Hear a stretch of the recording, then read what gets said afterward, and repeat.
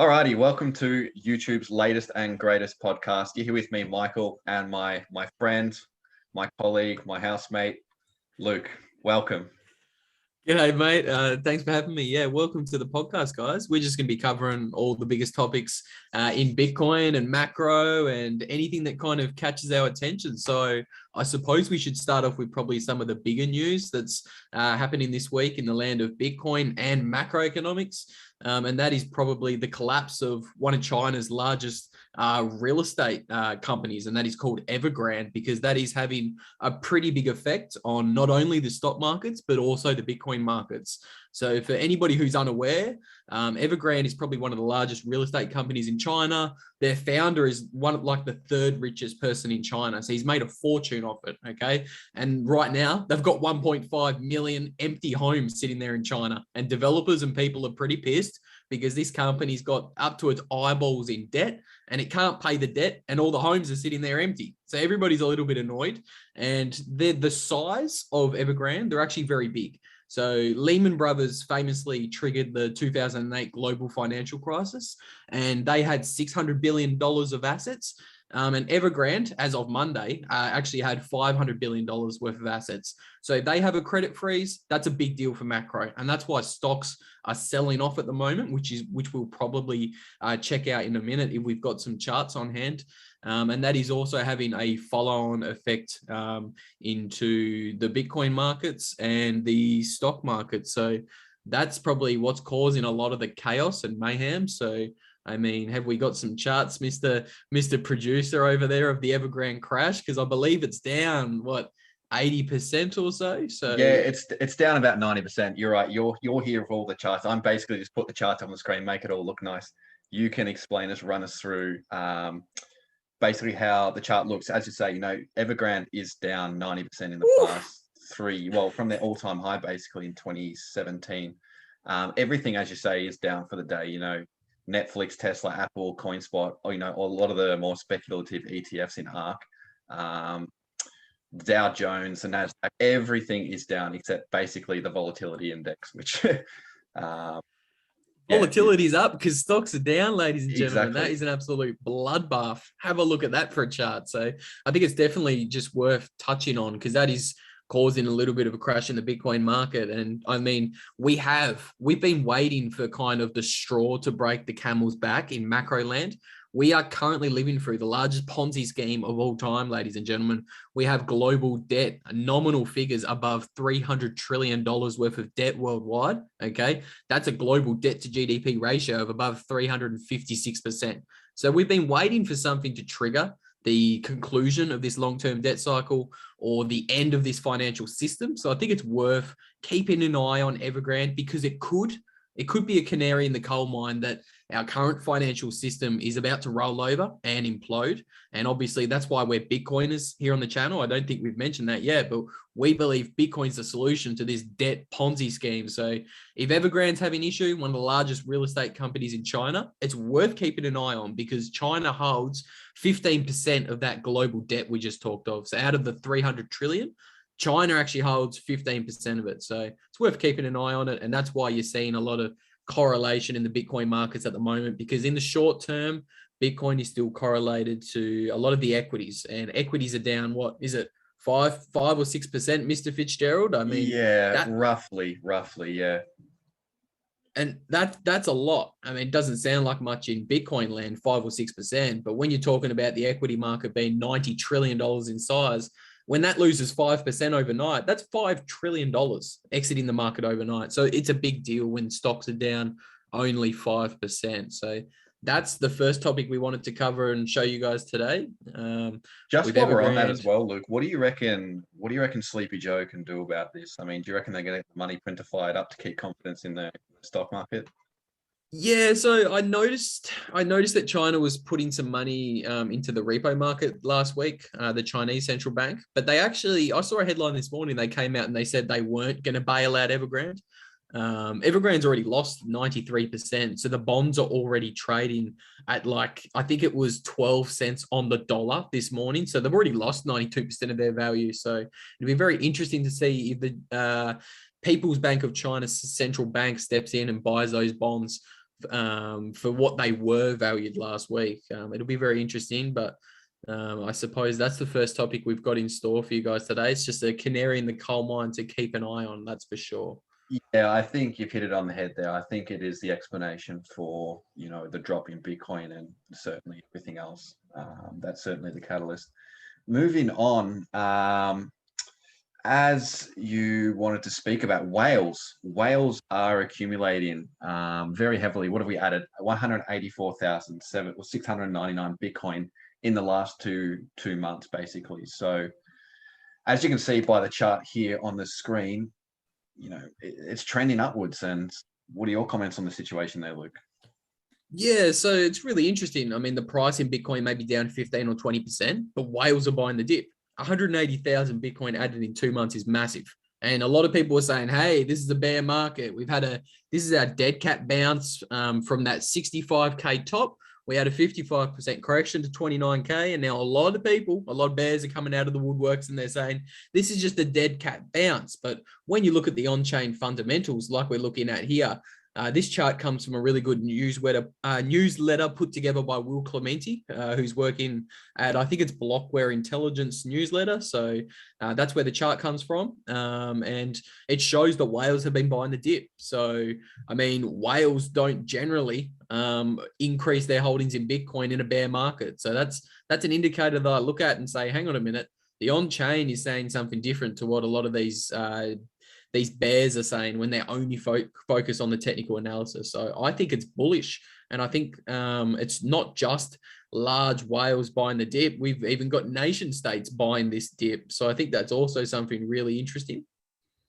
Yeah, definitely. As you say, whales are definitely the drivers of all bull and bear markets, to be quite frank. And that's not just in Bitcoin. People often get confused and say, well, not even necessarily confused, just more like I don't really want to be a market that's controlled by big boys. The reality of the situation is every market in the world is controlled by the big boys. So Bitcoin, with no exception to that, whales are definitely the driver of the pricing of bull markets and bear markets. So it's looking positive, at least in my opinion, moving forward to the end of Q1 next year. In relation to that too, the Bitcoin exchange flows are at a low, as you can see here. So it basically just means the amount of Bitcoin on the exchange. So obviously less Bitcoin on the exchange means less Bitcoin for sale, which means obviously it's less likely to be sold. That obviously drives the price up in turn. As you can see, pretty inversely related. And this chart only goes back for a year, but throughout, it's not even just Bitcoin. Again, it's every asset. I think it's a good one to bring up because a lot of people when you can see on the chart there on the left-hand side, it shows the price of Bitcoin running up from 10K to 60K, and all during that run up in price last year, that first part of the bull market, everybody was sharing this chart and they were saying, hey, look, the amount of coins on the exchanges is decreasing, okay? Up the very top, you can see the amount of coins on the exchanges in September of last year was 2.64 million, and then it decreased all the way to 2.4 million. So 200,000 coins got scooped off the exchange in that bull market. So that's a really important thing to take a look at. Like you rightly said, if coins aren't on the exchanges, it means people don't want to sell. And right now, the amount of coins on the exchanges is decreasing significantly after we've had a really nice rebound off the 30K level. And it's actually at the lowest level that we've seen in this entire bull market, indicating that coins are going into the strongholders' hands off the exchanges. That's very good to see. Yeah, definitely. And look who's buying it too. We saw last night, I'll get it up actually. Who's buying it? None other than the people who made it legal tender within the last couple of weeks, El Salvador. So they scooped up themselves up another 150 coins. Let's get Bukele up here. That's really. You go. No, I was just going to say that's really big news, and it's kind of flying under the radar a lot. If we because Bukele loves his tweets, he loves trolling the IMF, and he loves talking Bitcoin on his Twitter. So it's great to say. There you go, you've got the tweet up there. Yeah, Bukele's bought 150 new coins 23 hours ago. It's really crazy. It's super crazy when you actually think about it. Now we've got sovereign states buying the dip. It's quite funny too. Shout out to Bukele as well. He changed his description. He's changed his bio on Twitter. something quite funny. Oh, he's changed it again. The coolest dictator in the world. It was the dictator of El Salvador, but this has literally been changed in the last hour or so. He's a Chad. Yeah, he is. And on that note too, now I did see a stat here that Bukele posted. It was 1.6 El Salvadorians, when I find it, are now using, here we go, are now using the Chivo wallet. So El Salvador has a population of 6.4 million people. That means 25% of the people in El Salvador are now using it. And what has it been? 2 weeks? I think it's been 2 weeks to the exact day today. So it's rising pretty quickly by the looks of it. Very, very, very bullish. Very bullish indeed. So that's in the short term. I think all of those short-term factors show that it's pretty bullish for Bitcoin. Yes, the price is dipping and it's off 15%, but it looks to me like it's a pretty good buying opportunity. If you've got whales buying the dip, adding 188,000 coins in the past 2 months, and you've got a president of a goddamn nation state buying the dip, so that's a dip that I'd want to be buying too. And I think having a look at the macro explained why it's occurring. So maybe we want to zoom out a little bit more. And do we have any more charts we wanted to have a look at that maybe zoomed out and put Bitcoin in the bigger picture? Yeah, to look at the bigger picture, to sort of see where we are in, I suppose, the thesis of what I predict is going to happen, and not financial advice. You do you. If you lose money, it's your fault. But zooming out, I think, there's a couple indicators that have been pretty good at timing tops, or at least indicating tops. One of them being, firstly, the 2-year moving average multiplier. So you can see pretty well by looking here, it does stay within the band for a vast majority of the time. And then when it shoots above the bands, it generally picks a top. When it shoots below the bands, generally picking a bottom or close to a bottom. So closer to, or earlier this year, about 6 months ago, you can see we got pretty close there to the top band, but didn't quite crack it. So I think we've still got a bit of leg up in this bull run, at least if history is anything to repeat. If history is to repeat itself. Just looking at another one too, one that I think is quite important is NUPL, net unrealized profit loss. So again, you can see history does predict it quite well. It is one of those questions I do ask myself, is when people know these models, when people know the models, they tend to get broken. So it is one of these things you've got to ask yourself, is the model broken? Do enough people know about it? But just as I say, if history is anything to go by, we haven't hit the top on 2 of these very important indicators, being the 2-year moving average, and also the net unrealized profit loss, NUPL. I love saying that word, NUPL. It is an interesting word, but I tend to agree. I mean, it's a lot of people calling it top, but if you have a look at the Maya multiple, it doesn't look anything close to a top to me. And I don't think Bitcoin's going to just have a normal top this year and top out at 200,000 or 300,000. I think we actually do break all of these models this cycle, because I think all of the largest banks around the world are now talking about these models and talking about stock to flow and talking about front running the halving cycles. So I think it's all very interesting. But I personally think trying to time a top this bull run is going to be interesting, because as Max Kaiser says, Bitcoin doesn't have any tops because fiat has no bottom. So I think the more you watch fiat kind of depreciate itself at 20 to 30% a year, I think the significance of Bitcoin cycles kind of blends away a little bit. I'm going to have to give you a shout out here. I will give you credit where credit's due, as much as I hate giving you credit. You were the first person who did predict, at least the first person I heard who predicted the double bubble theory. This was, I first heard it off you at the start of the year, before even Bitcoin, probably around the 20,000 mark where Bitcoin was. So far looking good. We've had our first bubble, similar to the 2013 bubble we're looking at, where there was 2 peaks. So you can see back here, 2013, there's your first peak, comes back in, goes for a second peak. And then also, as you see on NUPL here, the double bubble in 2013. Credit where credit's due. That caught me off guard, mate. I don't normally get credit from yourself. I'll take that one. Fucking hell, I'll take that one. It doesn't feel like a normal cycle to me. Everything happened a lot too quickly.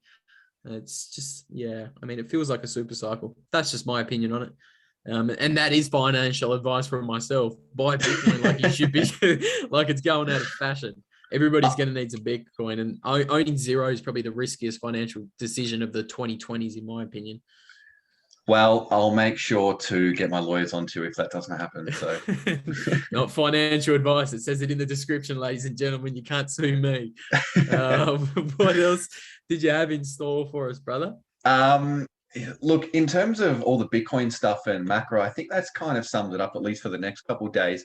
One thing I did want to point out, though, was, COVID has essentially put, a lot of people in precarious positions, and we're seeing a lot of the backlash of that. A lot of the backlash of that.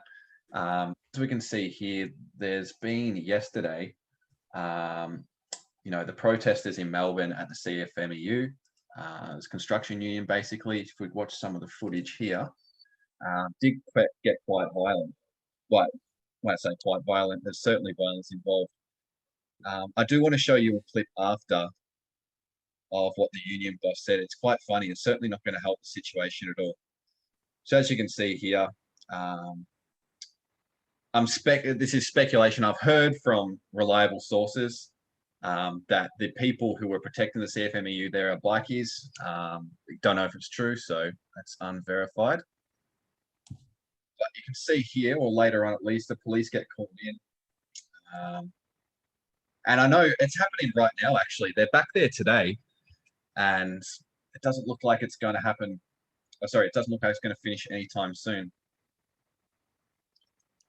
So there's that happening, and here is a piece from there he is, none other than John Setka himself.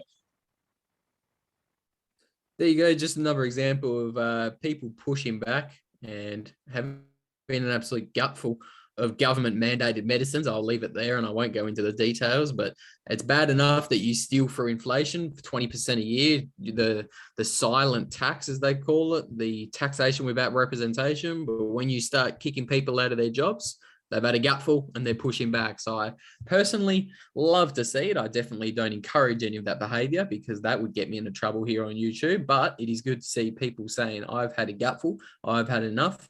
I'm opting out of this corrupt system, because that all ties into Bitcoin being the solution and being the opportunity for mankind for the first time in human history to separate money from state. So a revolution was always due to come, and here it is. And this is just kind of a consequence of it. It's just one part of the revolution. So yeah, you nailed it there. I think it really is a consequence. You can't just, essentially say no jab, no job.